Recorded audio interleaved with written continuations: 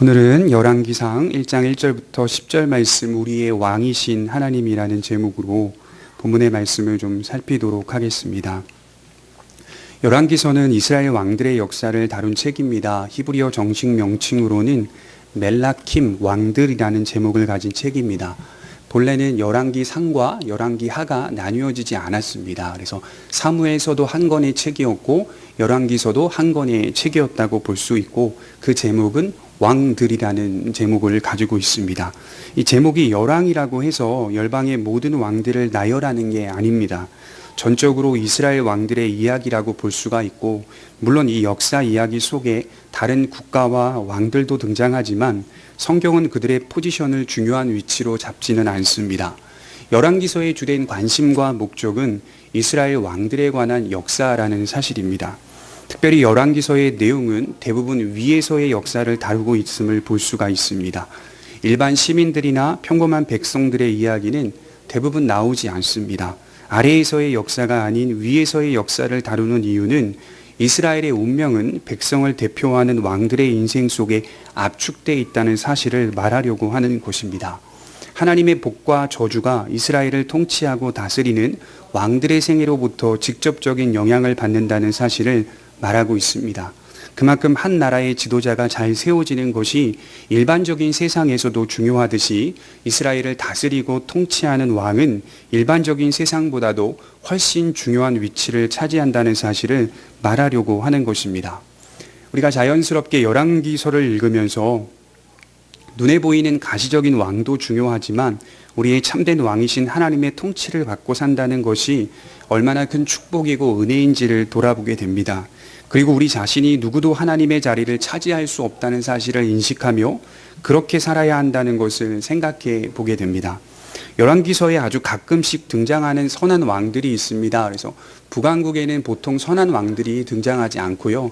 남왕국 유다 같은 경우에 몇몇의 왕들이 종종 등장합니다.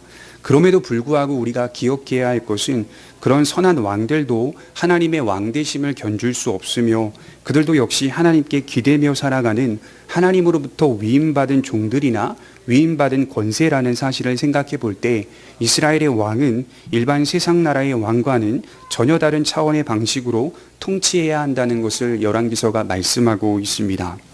여러분, 실제로 신명기 17장에 가보면 이미 모세 때부터 이스라엘 백성들이 형성되고 또 그들이 왕을 원하게 될 경우, 또 왕이 세워지게 될 경우 그들이 어떤 왕을 세워야 하는지를 자세히 나열하고 있는 구절이 나옵니다. 왕이 되었을 때 마병이나 기병을 많이 두지 말고, 또한 애굽으로 돌아가지 말고, 많은 아내들을 두지 말 것이며, 또한 세상적 모든 강함들을 의지하지 말고 하나님의 율법의 말씀을 등사본을 두어 그것을 곁에 두고 모든 규례를 지키도록 하라. 이 왕이 가져야 할 절대적인 자세와 태도라고 볼 수가 있는 것이죠. 일반적으로 보면 세상 왕들과 같은 형태를 띠고 국가가 형성되는 것 같지만 이스라엘의 왕은 독보적입니다. 굉장히 독특한 왕이 되어야 한다는 것이죠. 왕의 자리에서 군림을 하고 있으나 그는 참된 왕이 아니라는 사실을 인식하고 진정한 왕은 하나님이시라는 사실을 기억하며 이스라엘을 통치해야 한다는 것이 열왕기서의 아주 독특한 위치라고 볼 수 있습니다. 실제로 구약 역사 속에서 성경은 하나님이 이루어 가시는 역사요 성취하시는 역사라는 사실을 분명하게 보여줍니다. 오늘 이스라엘 왕들의 역사 또한 국가 형성과 왕의 등장은 하나님의 언약으로부터 이루어져 가는 과정임을 우리가 회상하게 되는 것이죠. 하나님은 아담의 타락 이후 여자의 후손이 뱀의 머리를 상하게 할 것임을 예언하셨고 그 일을 이루어가는 첫 단계에 누구를 부르셨습니까? 아브라함을 택하셨습니다. 그리고 이삭과 야곱이 그 언약의 바톤을 이어가게 되었고, 야곱은 12명의 아들들을 통해 이스라엘 민족을 확장시켰고 결국 국가가 형성되었습니다.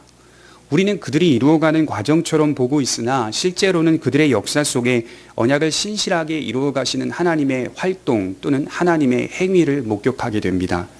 이스라엘의 활동과 행위를 목격하고 있지만 엄밀히 말해 성경은 하나님의 활동과 하나님의 행위의 책이라고 정의할 수 있습니다. 그들이 대단해서가 아니었습니다.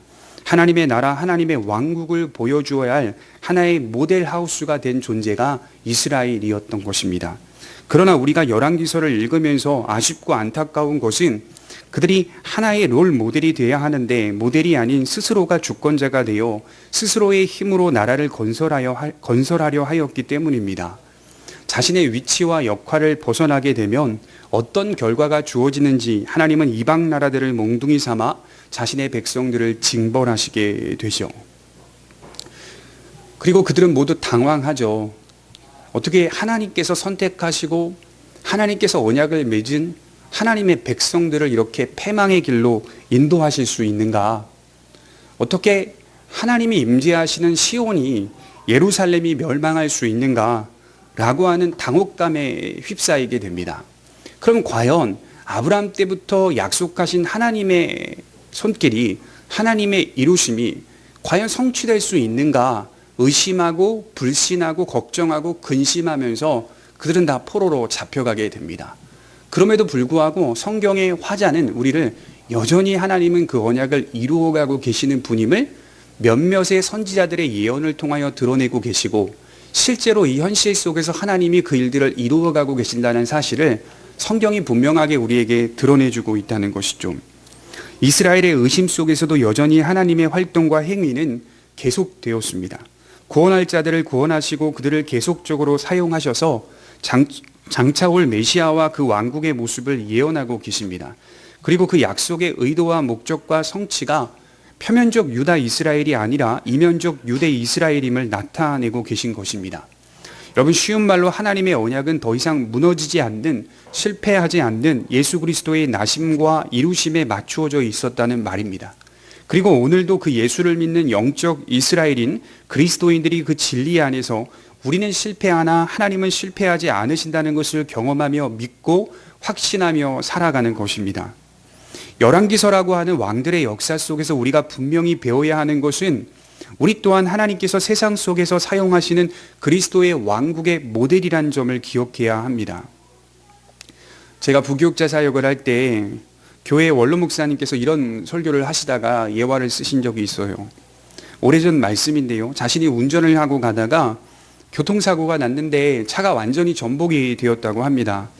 다른 차량들은 너무 크게 많이 다쳐서 사람들이 119 구급대원을 통하여서 병원으로 빠르게 이송되었는데 자신의 차는 전복되었음에도 불구하고 그저 걸어 나왔다는 거예요. 걸어 나왔대요. 어디 하나 다친 곳이 없었대요. 그리고 목사님이 하나님 앞에 마음 다하여 기도했답니다. 하나님의 도우심에 진심으로 감사했다는 겁니다. 그런데 그 마음이 딱 3일 간답니다. 딱 3일. 하나님이 우리를 지키시고 보호하시고 보살펴 주셨다는 그 마음이 딱 3일만 간답니다. 이처럼 인간이 악하다는 사실을 원로 목사님이 우리에게 가르쳐주고 계셨다는 거예요. 우리 모두가 이 사실을 인정하고 우리로서는 안 된다고 고백하며 당신님께서 이루신 구원과 지속적으로 주신 은혜로, 우리 지난번 배웠죠. 끼치는 평강, 주시는 평강, 독보적이죠. 독특하죠. 예수님께서 지속적으로 주시는 은혜, 또 끼치는 은혜, 그 은혜로 말미암아 힘을 얻어 산다는 사실을 세상 앞에 겸손하게 보여주어야 하는 것입니다. 그래서 어떤 면에서는 제가 이번 주에 말씀을 준비하면서 그런 깨달음을 얻었어요. 그리스도인으로 산다는 것은 보통 우리가 자주 들었던 말이 너희는 가서 복음을 전하여 그리스도인의 모습과 또 그리스도의 복음을 전파하라 라고 이렇게 늘 우리는 들어왔잖아요. 그런데 열왕기서를 읽다 보니까 그 개념이 아니다. 그러니까 틀린 건 아니지만 그 개념보다는 진정으로 세상이 우리를 보며 하나님께로 돌아올 수 있는 비결은 뭔가라고 봤을 때 다윗 왕국으로 시작하여 솔로몬이 이스라엘에 번영을 끼치고, 물론 솔로몬 때문만은 아니지만 솔로몬 시대에 가장 큰 번영을 이루고 그로하여금 하나님의 왕국과 메시아의 왕국이 어떤지를 세상이 보러 왔다는 말이죠. 나가서 전하는 것이 아니라 세상 이방 나라들이, 이방의 왕들이 도대체 저 이스라엘이라는 나라는 어떤 나라이고 저 나라의 왕은 어떤 왕이길래 저렇게 대단하고 저렇게 훌륭한 평안을 가질 수 있는 나라일까라고 하며 보러 왔단 말이에요. 보러. 진정으로 그리스도인으로 이 세상 속에 산다는 것은 우리가 고난을 받고 또 때로는 형통을 얻고 또 때로는 길이 잘 되고 순탄할 때 그런 모든 상황과 현실들을 초월하여서 어떤 상황 속에서도 우리가 평강을 누리고 우리의 길을 분명하게 걷는 그 모습을 보며 세상 사람들이 보러 오는 게 아닌가 이런 생각들을 해보는 거예요. 나가서 열심을 다하여 전도하고 헌신하는 거 중요해요. 그러나 그것이 사실은 성경의 본질은 아니더라고요. 결국 세상 사람들이 우리를 보러 오게끔 만드는 역할을 하는 거예요. 우리가 나가는 것은 복음이라고 하는 메시지를 전하는 것 뿐이지, 그들이 진정으로 우리를 보러 왔을 때 너는 그렇게 망했는데도 불구하고 그 길을 어떻게 아주 분명하고 확실하게 붙잡으며 갈 수 있니? 고난 속에서도 세상 사람들이 우리를 보러 오게 만드는 것, 나를 살게 하는 것, 내 인생 속에서 기쁨을 유지하게 하는 것, 없음에도 불구하고 하나님을 사랑하게 만드는 것, 잘 될 때에도 잘 안 될 때에도 그 모든 순간에 여전히 변함없이 나는 그 자리에, 믿음의 자리에서 흐트러짐 없이 서 있는 것, 세상이 그걸 보러 온단 말이에요. 보러 올 때 비로소 하나님의 영광이 드러나고, 보러 올 때 비로소 그들이 예수 그리스도가 누군지를 알게 되지 않을까라는 생각들을 좀 해보게 됩니다. 그래서 여러분들의 중심이 잘 서 있어야 합니다. 한 해 동안 여러분들의 믿음이 잘 서 있어야 합니다. 나가서 우리가 어떤 헌신과 봉사를 크게 열정을 다하여 하지 않아도 하면 좋겠지만, 그러지 않아도 우리가 믿음으로 중심에 서 있으면 그 중심 속에서 자연스럽게 하나님의 영광을 위하여 살아가는 열매를 맺게 될 것입니다. 그래야 우리는 은혜로 힘을 얻고 산다는 사실을 세상 앞에 겸손하게 보여주는 성도가 되어야 합니다. 그것은 칼과 몽치를 들고 서는 게 아니에요. 나 봐라, 하나님 믿었더니 하나님 나한테 칼을 주셨다. 세상에서 그 어떤 칼보다도 튼튼한 칼을 주셨다. 나 봐라, 세상에서 그 어떤 것보다 튼튼한 이 몽치를 주셨다. 이거 자랑하라고 그리스도인이 된 게 아니라는 거예요. 칼과 몽치를 내려놓으라는 거예요. 당신은 그렇게 잘 됐음에도 불구하고 어떻게 그렇게 내려놓으며 살 수 있습니까? 이거 보여주셔야 하는 한 해가 되기를 바랍니다. 나한테 이렇게 칼이 있어, 몽치가 있어, 이거 자랑하지 마시고, 나는 그렇게 잘 됐음에도 불구하고, 나는 그럼에도 불구하고 비천한 종이라는 사실을 인정하며 살 때, 아, 저분 참 대단하다, 저분의 신앙은 진실한 신앙이다 라고 인정받을 수 있다는 거예요. 그리스도의 옷과 그리스도의 말씀으로 서는 것을 의미합니다. 그런 믿음의 고백 속에서 열왕기서를 읽어야 합니다. 사울을 통하여 세워진 이스라엘이 육적인 나라를 대표하였다면, 다윗을 통하여 세워진 이스라엘은 영적인 나라를 대표하는 나라입니다. 장차 온전하게 세워질 예수 그리스도의 왕국, 그의 나라를 나타내는 상징적인 의미가 있습니다. 왜냐하면 성경이 다윗의 왕국을 그런 위치에 올려놓고 있기 때문입니다. 우리가 잘 아는 다윗은 아주 신실한 자였습니다. 수많은 고난과 핍박 속에서 결국 하나님의 뜻에 따라 다윗이 이스라엘의 두 번째 왕이 되었습니다. 다윗은 많은 전쟁을 치루었고 하나님께서 다윗과 함께 하셔서 승리의 역사를 이루게 하셨습니다. 우리 사무엘하 8장 14절에 보면 다윗이 에돔의 수비대를 두되 온 에돔의 수비대를 두니 에돔 사람이 다 다윗의 종이 되니라. 다윗이 어디를 가든지 여호와께서 이기게 하셨더라. 여러분, 이 말씀이 자꾸 반복돼서 나오는데요. 다윗이 어디를 가든지 여호와께서 이기게 하셨더라, 이렇게 자주 나옵니다. 역대상하, 열왕기상, 사무엘상하, 이런 식의 말씀 속에서 자주 등장하는 말씀이죠. 다윗이 승리한 것은 그 요인이 뭡니까? 성경은 뭐라고 표현하냐면 다윗이 승리한 것은 신학적인 의미가 깊다라고 표현합니다. 쉬운 말로는 그의 신실한 신앙 때문이었다. 그의 신앙이 날마다 여호와 하나님을 의지하였기 때문에, 붙잡았기 때문에 그는 승리할 수 있었다라고 분명하게 기록합니다. 그는 하나님의 말씀을 소중하게 여겼고 또 하나님의 말씀 안에 살기를 원했습니다. 특별히 다윗은 모세로부터 전해진 율법의 규례들을 매우 중요하게 여겼던 왕이었습니다. 그리고 그런 방식으로 나라를 통치하길 원했고 시도했습니다. 이러한 모습의 결과로서 승리가 나타나고 있다는 것이죠. 다윗의 신실한 믿음을 우리가 눈여겨볼 필요가 있습니다. 물론 다윗이 그 과정에 중대한 범죄를 저질렀으나 그럼에도 불구하고 다윗은 진심으로 회개했고 믿음의 길을 걸어가 하나님을 경외하며 그 나라를 통치하였기 때문에 하나님은 다윗을 마음에 합한 자라고 인정해 주신 것입니다. 그리고 지금 다윗은 인생의 황금기를 지나서 노년, 말년이 되었습니다. 우리 1절을 한번 읽어볼까요? 1절에 다윗 왕이 나이가 많아 늙으니 이불을 덮어도 따뜻하지 아니한지라. 그의 시종들이 왕께 아뢰되 우리 주 왕을 위하여 젊은 처녀 하나를 구하여 그로 왕을 받들어 모시게 하고 왕의 품에 누워 우리 주 왕으로 따뜻하시게 하리이다 하고. 제가 생각하는 다윗의 이미지는 어떤 이미지일까요? 용맹하고요, 잘생겼습니다. 그리고 총명하고 지혜롭고 민첩하고 빠릅니다. 그리고 열정적이며 감성적입니다. 사실 저에게 다윗은 소년입니다. 항상 제 마음속에 다윗을 생각하라고 하면 한 18세에서 25세 사이의 소년, 아주 민첩하고 빠르고 지혜롭고 용맹한 그런 청년으로밖에 이미지가 생각이 안 납니다. 그런데 오늘 다윗의 모습은 어떻습니까? 순환기 계통에 문제가 있어서 몸이 너무 차갑고 기력이 다 빠진 상태입니다.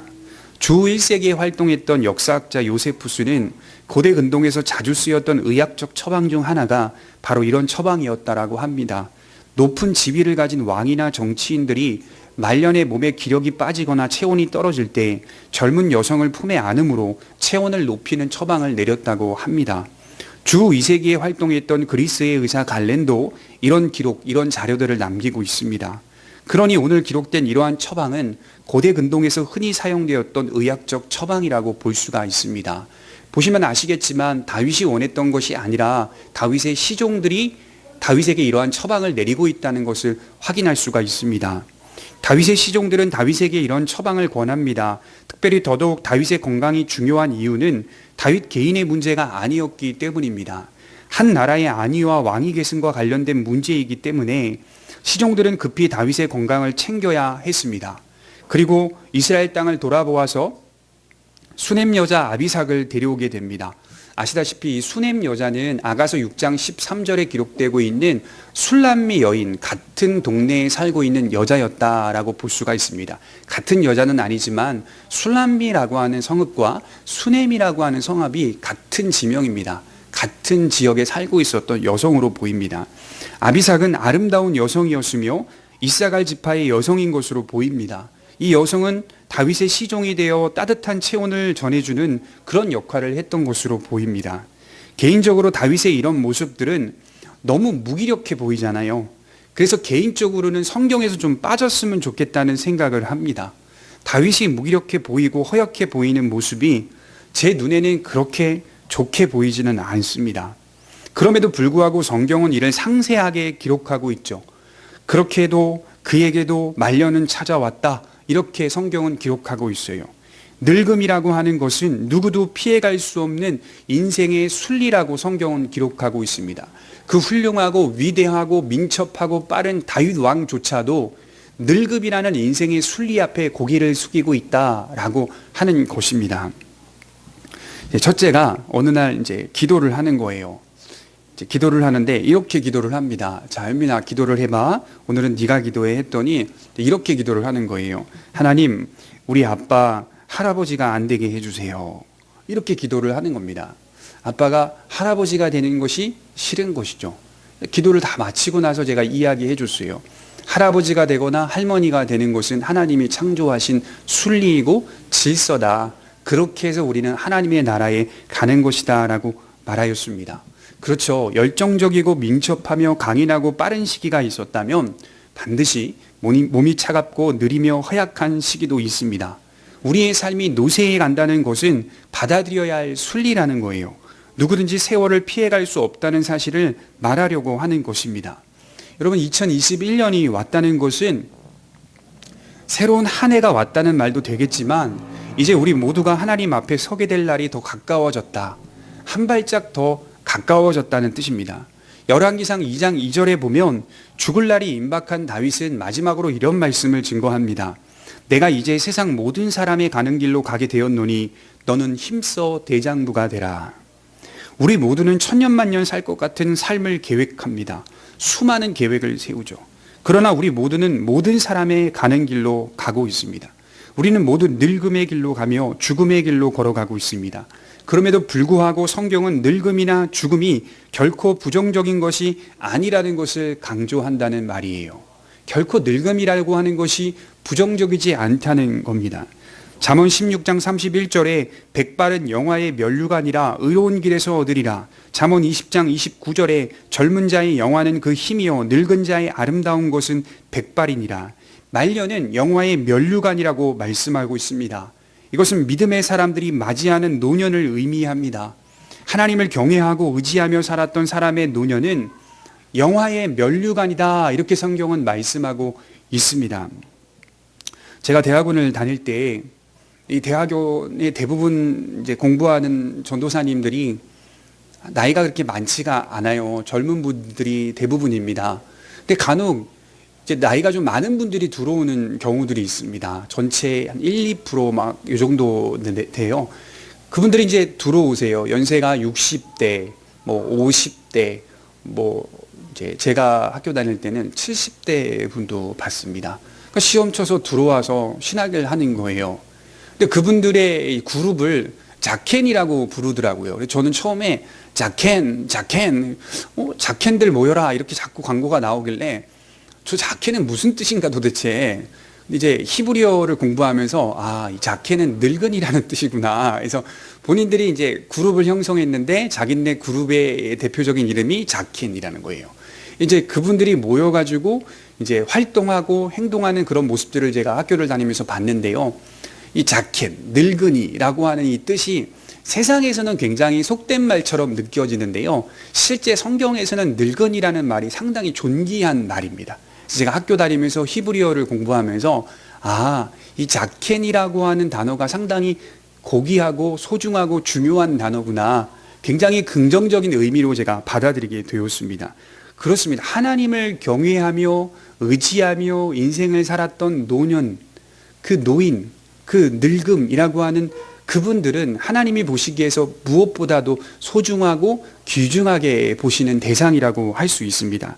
시편 116편 15절에 성도의 죽는 것을 여호와께서 귀중히 보시는도다, 이렇게 말하고 있어요. 하나님께서 성도의 죽음을 귀중히 보신다고 합니다. 이 귀중이라고 하는 단어가 야카르라고 하는 형용사인데 이게 값비싸다, 소중하다, 무겁다, 가치 있다라는 뜻을 가집니다. 사람들은 죽음을 어떻게 생각하죠? 허무한 것으로 생각합니다. 제가 자주 들었던 말이 죽으면 끝이지, 이런 말씀 하시는 거 많이 들었거든요. 죽으면 아무것도 아니지, 이런 식의 표현들을 사용하는 걸 들었는데요. 우리 그리스도인들은 그거 사용하면 안 돼요. 죽으면 끝이지, 죽으면 그만이지, 이건 세상 사람들이 하는 말이고요. 죽으면 더 채워지는 의미입니다. 그리스도인들은. 하나님은 야카르, 성도의 죽는 것을 소중히 여기신다, 귀중히 보신다는 말은 가장 가치 있게 보신다는 거예요. 여러분들이 평생을 살았던 삶의 80평생보다 그 한 번의 죽음이 훨씬 소중하게 보여지는 거예요. 무겁게 보여지는 거예요. 값비싸게 여겨진다는 말입니다. 그래서 아무 의미가 없는 게 아닙니다.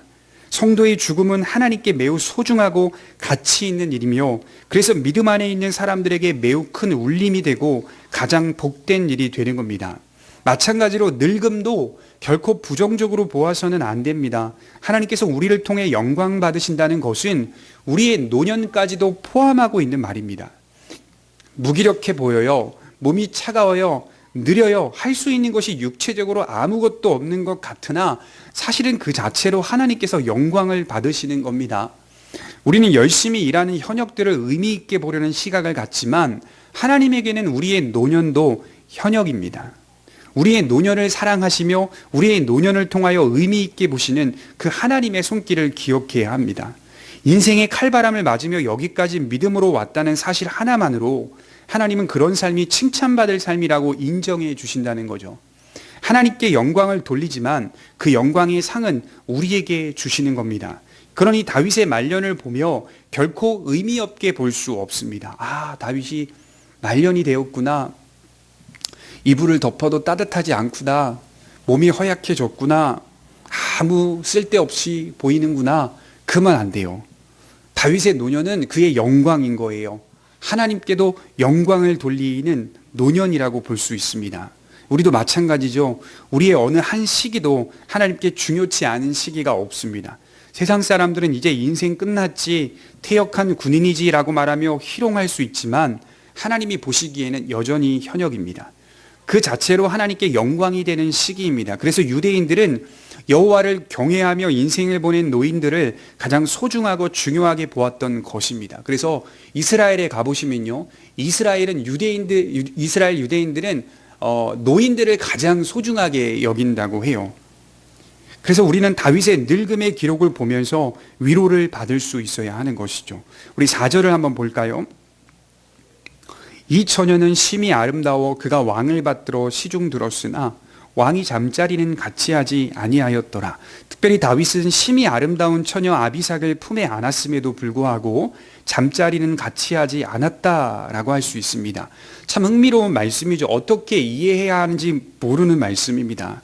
그럼에도 불구하고 성경은 왜 화자가 이 사실을 부각하고 있는 것일까 생각해 볼 때 아마도 이를 부각함으로 다윗의 경건을 드러내려고 하는 건 아닐까라는 생각을 해봅니다. 과거 다윗은 우리아의 아내 바세바의 사건을 저지른 본인으로서 왠지 모를 신앙의 거리낌이 있었던 것입니다. 과거 그의 범죄로 말미암아 그의 가정은 아주 많이 곤란한 일들을 겪었습니다. 그렇게 다윗의 가정이 원만한 가정이 아니었어요. 굉장히 큰 어려움을 겪었는데 그 이면에 바로 우리아의 아내 바세바를 범한 죄책이 있었기 때문입니다. 바세바를 범한 다윗에게 하나님은 나단을 보내셨고, 나단은 사무엘하 12장 10절에 칼이 내 집에서 영원토록 떠나지 아니하리라, 내가 내 집에 재앙을 일으키리라고 말씀하였습니다. 이런 하나님의 징벌을 다윗이 마음 깊이 새기고 있었던 것으로 보이죠. 말년에 그의 경건을 볼 수 있는 모습입니다. 끝까지 주를 경외하고 사랑하는 다윗의 모습은 주님의 품에 안기기까지 신실하였다라고 말할 수가 있겠죠. 여러분, 문제는 이제 다윗의 말년에 다윗을 이을 후계자의 문제가 수면 위에 떠올랐던 것이죠. 다윗이 나라의 국정을 돌볼 수 없는 상황이라는 것을 인지한 다윗의 넷째 아들 아도니아는 스스로 왕이 되고자 하는 계획을 세우고 실행에 옮깁니다. 그래서 5절에 보면 어디서 나온 자신감인지 몰라도 내가 왕이 되리라 이렇게 고백하고 있어요. 사실 겉으로 볼 때 아도니아는 왕이 되기에 가장 괜찮은 조건이었던 것으로 판단할 수가 있습니다. 6절에 보시면 아도니아를 이렇게 성경이 소개하죠. 그는 압살롬 다음에 태어난 자요 용모가 심히 준수한 자라. 그의 아버지가 내가 어찌하여 그리하였느냐고 하는 말로 한 번도 그를 섭섭하게 한 일이 없었더라. 성경은 자연스럽게 아도니아가 다윗의 아들 중에 가장 괜찮은 아들인 것처럼 부각하고 있습니다. 여러분, 다윗에게는 17명의 아들이 있었어요. 역대상 3장 1절부터 이 아들의 이름들을 기록하고 있는데요. 이 헤브론에서 낳은 아들 6명과 예루살렘에서 낳은 아들 9명과 이 외에 소실에게서 낳은 아들 1명, 도합 포함하면 16명인데 우리아의 사건 이후 다윗의 자녀 한 사람이, 아들 하나가 죽게 되죠. 그래서 총 17명이 있었던 것으로 보입니다. 특별히 다윗의 첫째 아들 암논은 압살롬에게 죽임을 당했죠. 우리가 잘 아는 것처럼 압살롬은 다윗을 만역하여 그 죄로 말미암아 요압 장군에게 죽임을 당합니다. 다윗의 둘째 아들 길르압은 일찍 죽었거나 별다른 영향력이 없었던 것으로 판단됩니다. 자연스럽게 지금 다윗의 장자는 누구입니까? 아도니아입니다. 아도니아. 자연스럽게 넷째 아들이 장자가 된 상황이에요. 아도니아는 장자였습니다. 아도니아 자신이 볼 때도 다윗 왕을 이어서 왕위를 계승할 자는 누구라고 생각했겠어요? 바로 자신, 아도니아라고 생각했던 것입니다. 거기다가 용모도 준수했죠. 성경이 이렇게 기록하는 것은 표면적으로 볼 때 아도니아가 왕이 돼도 흠이 없다는 말이에요. 아, 괜찮다. 누가 봐도 이 사람이 기름 부음 받아도 충분히 이스라엘을 다스릴 수 있는 그런 겉으로 볼 때는 괜찮은 왕이다라고 소개하고 있는 거예요. 특별히 예나 지금이나 준수한 외모는 왕의 제목감이라고 말할 수 있겠죠. 조선의 5대 왕 문종 아시죠? 문종, 준비된 왕이다. 문종을 소개하는 사료들을 보면 굉장히 잘생겼다 이렇게 소개하는 걸 제가 보았어요. 그 다음 나오는 내용이 왕의 제목이다 이렇게 표현을 하고 있는 것이죠. 사울이 어떻습니까? 빼어난 외모를 소유한 사람이었고, 다윗은 어떻습니까? 빼어난 외모를 가진 사람이었고, 압살롬은 어떻습니까? 준수한 외모를 가진 자였습니다. 이는 아도니아를 왕으로 기름 부어도 누구든지 인정할 수 있는 현실이라는 말입니다. 나아가 다윗은 내가 어찌 그리하였느냐, 의역해보면 간섭하지 않았다, 책망하지 않았다라고 해석할 수 있습니다. 부친 다윗이 아끼고 사랑한 아들이 바로 아도니아였다라고 볼 수 있는 것이죠. 여기 보면요, 한 번도 그를 섭섭하게 하지 않았다라고 하는 이 구절이, 한 번도라는 단어가 히브리어로 요미라고 하는 단어인데요, 이게 본래 평생에라는 뜻입니다. 그러니까 다윗 평생에 항상 아도니아를 책망하는 일이 없었다라는 말이 되는 것이죠. 그만큼 매우 소중하고 또 아끼고 사랑한 아들이었던 것으로 보여요. 더군다나 아도니아의 이름이 뜻이 무엇입니까? 아돈니야후 이렇게 되어 있는데요, 야라고 하는 글자는 히브리어로 여호와의 축약형입니다. 그러니까 여호와는 나의 주이시다, 이런 뜻을 가진 이름이에요. 여호와께서는 나의 주이시다, 이름도 얼마나 멋지고 훌륭합니다. 그럼에도 불구하고 아도니아가 그 길로 가지 않았다는 것을 볼 때 참으로 흥미롭지 않습니까? 자연스럽게 아도니아의 이런 잘못된 계획과 시도가 이런 유리한 조건과 유리한 조건에 놓인 자의 교만에서 비롯되었다는 사실을 발견합니다. 유리한 조건이 사람을 더욱 교만하게 만든다는 사실이겠죠. 이것은 조금 더 들어가 보면 하나님의 뜻과는 무관한 일을 이루어가고 있는 결말로 나타나고 있다는 것이죠. 성도 여러분, 유리한 조건이 꼭 정답은 아니라는 사실을 기억했으면 좋겠습니다. 대체로 우리 삶이 유리한 조건에 놓이려고 힘쓰죠. 유리한 고지를 점령하려고 합니다. 그러면 결과도 가장 좋다고 생각하는 경향이 있죠.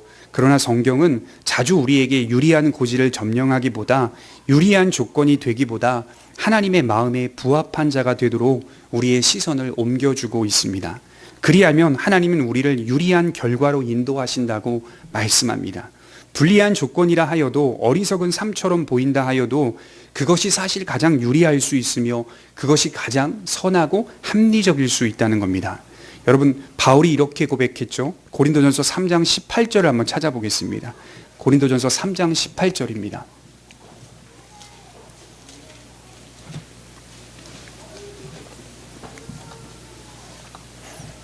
고린도전서 3장 18절입니다.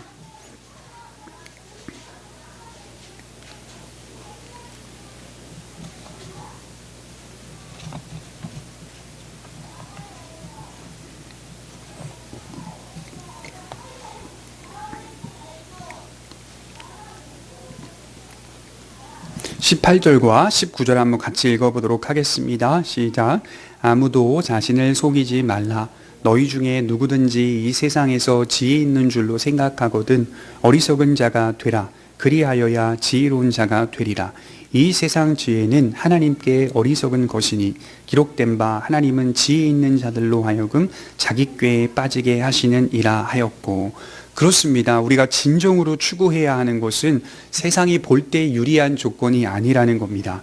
하나님이 보시기에 부합한 조건입니다. 아도니아는 하나님의 뜻과는 무관하게, 나아가 아버지 부친의 뜻과도 무관하게 자신 스스로가 독자적으로 왕이 되려고 움직이고 있습니다. 높아짐, 이것은 모든 인생이 좋아하고 바라고 소원하는 주제 아닙니까? 이 높아짐이라고 하는 주제에 중독되면 분명히 패망의 길로 가고 있는데도 잘 들리지가 않아요. 보이지도 않아요. 그래서 제가 저건 누가 봐도 패망의 길로 가는 건데도 불구하고 그 사람이 높아져 있으면 듣지도 않습니다. 그리고 보지도 않습니다. 자신이 바본데 자신만 제외한 세상의 모든 사람들이 바보라고 생각해요. 자신이 제일 똑똑한 사람이라고 생각합니다. 어디서 비롯된다고요?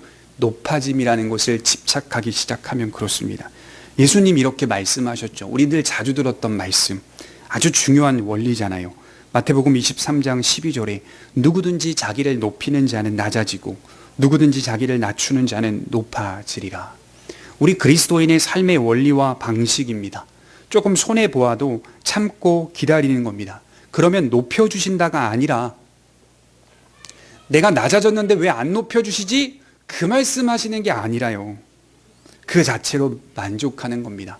그 원리로 사는 겁니다.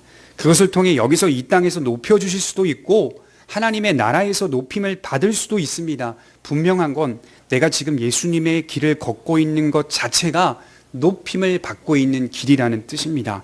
거기서 세상이 알지 못하는 측량할 수 없는 은혜의 원리와 은혜의 방식을 경험하고 있는 겁니다. 높아지기 위해서 자신을 낮추려는 사람들 많이 만났습니다. 아닙니다. 그것도 굉장히 잘못된 겁니다. 낮추는 것은 예수님이 걸어가신 마땅한 길이라고 말씀을 하는 거예요. 그리고 우리 주님을 보십시오. 낮추었더니 어떻습니까? 세상에서 죽잖아요. 우리 생각에는 낮추시면 높여주실 것이라고 생각하지만 예수님은 그냥 죽으시잖아요. 십자가에 달리십니다. 그리고 나서 높아지십니다. 예수님의 높아짐은 죽음을 초월한 높아짐이었고 세상이 감히 측량할 수 없는 높아짐이라고 하는 것입니다. 그래서 그리스도인의 높아짐의 성격은 질적으로 세상과는 다릅니다. 해석 방식이 달라요. 그리고 그 수준도 세상의 수준이 아닙니다. 잘 돼서 높은 기업의 회장이 되었다, 이런 수준이 아니에요. 그래서 보통 간증하는 사람들이, 성공한 사람들이, 제가 며칠 전에도 뭐 브라이언 박이라고 하는 뭐 어떤 분이 이렇게 간증하는 걸 제가 기독교 TV에서 봤는데, 뭐 자신은 미국에서 뭐 내놓으라 하는 증권사 뭐 어쩌고 저쩌고 막 해요. 막 그게 아니에요. 그런 걸로 간증하는 게 아니에요. 진정한 간증은 그리스도가 내 안에 들어오심을 통하여 내가 그 길을 걸어가고 있다는 것 때문에 내가 높아졌다는 사실을 깨달았다고 하는 것을 세상 사람들에게 알리는 겁니다. 내가 이럼에도 불구하고 내가 이렇게 되었다, 세상에서 이런 자가 되었는데도 불구하고 이랬다, 이렇게 하며 자신을 드러내고 나타내는 게 아니라 마땅히 우리가 걸어가야 할 길들을 걸어야 하는 것이 신자의 간증이 되어야 한다라고 말씀을 드리는 겁니다. 그래서 높아짐의 성격과 수준이 다르다고 하는 거예요. 제가 결론을 내리려고 합니다. 올 한 해는 아도니아와 같은 독자적인 길을 걷지 마시길 바랍니다. 오히려 예수님이 가신 그 길을 걸으며 우리의 왕이신 주님께 순종하는 삶이 되시기를 간절히 축원합니다. 기도하겠습니다.